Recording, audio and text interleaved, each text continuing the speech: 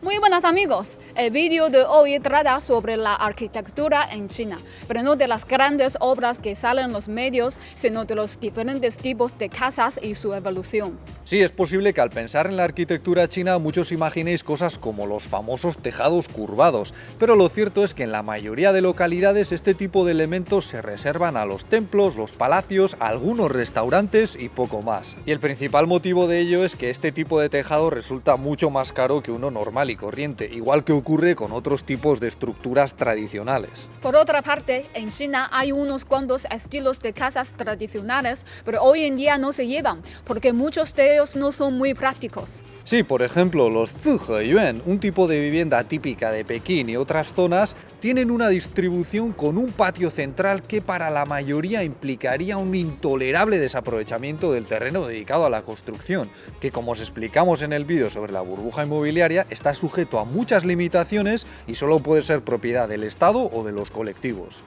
De hecho, la mayoría de los chinos viven en bloques de apartamentos cada vez más altos, con los que se aprovecha muy bien el suelo urbano. Sí, pero en las últimas décadas, en los pueblos y en las ciudades pequeñas, donde muchas familias viven en su propia casa, se ha disfrutado de una gran libertad para reconstruir las viviendas casi a capricho y dando como resultado un paisaje urbano muy heterogéneo y en constante evolución. Y entre los diferentes estilos que han resultado de esta evolución, hay uno que me llama especialmente la atención porque muestra una clara influencia clásica occidental, pero como llegada a través de la Unión Soviética o de Rusia, y al que yo denomino Clasinoviético.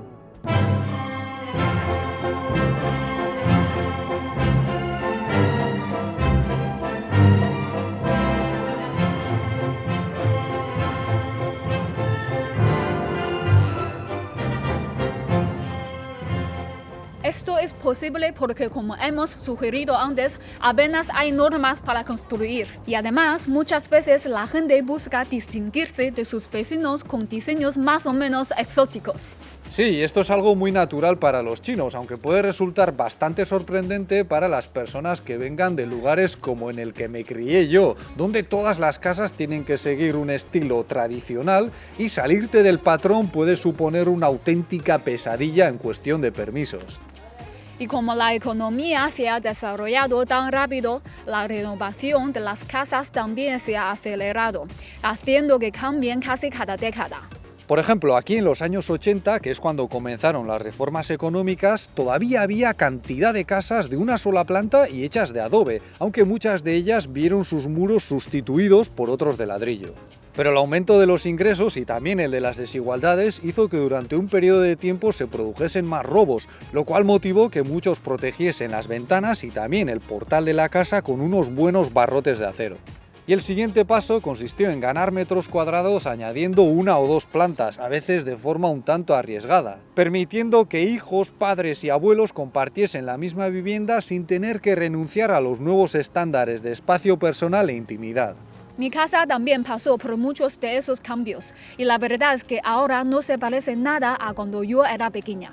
Pero mi casa es muy simple en comparación con otras de mi barrio, como esta, que durante muchos años fue la más elegante de todas. Es más, en el barrio de Lele hay unas cuantas villas que quitan el hipo, aunque muchas de ellas son propiedad de familias pudientes que solo regresan en el Año Nuevo chino, por lo que se quedan vacías la mayor parte del año. Pero no solo los ricos han tenido la posibilidad de transformar sus hogares.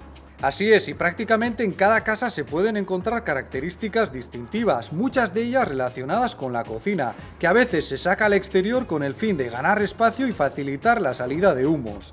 Y como podéis apreciar, aunque ahora en invierno mucha gente del centro y del sur del país usa carbón para combatir el frío, muchos tejados están coronados por sistemas de paneles solares que calientan el agua y que se pueden instalar sin solicitar ningún permiso.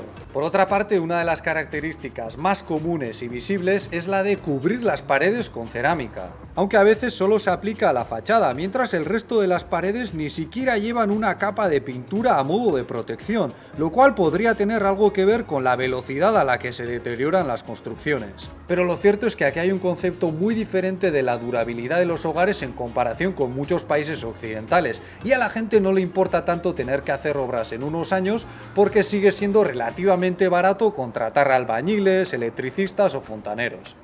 Eso es todo por nuestra parte. Ahora queremos saber qué opináis vosotros. ¿Qué os parecen las casas de China? ¿Viviríais en una de ellas? ¿Se parecen a las de vuestro país? Y si queréis que hagamos más vídeos como este, podéis animarnos dándole un me gusta, compartiéndolo o suscribiéndoos, aunque también podéis ayudarnos a través de nuestra página de Patreon, donde encontraréis más vídeos y otras sorpresas. Muchas gracias y hasta la próxima. Hasta luego. Por cierto, el año pasado a la madre de Lele le dijeron que a lo mejor el gobierno iba a expropiar y destruir su casa para ampliar una carretera que pasa justo por delante, por lo que estuvimos mirando algunas viviendas en los alrededores. Pero la verdad es que fue una tarea bastante desesperante, porque para poder comprar una casa de estas, la mayoría de las cuales están en suelo de propiedad colectiva, tienes que ser residente de la misma zona del pueblo o de la ciudad. Y además puedes encontrarte con un montón de obstáculos a la hora de solicitar un préstamo. Por suerte, al final lo de la demolición fue una falsa alarma y de momento la casa está fuera de peligro. Pero tengo que reconocer que por un momento me hizo ilusión imaginar que nos daban una buena indemnización y nos comprábamos una de esas casas mezcla de estilo occidental, soviético y chino. Soñar es gratis. Ay.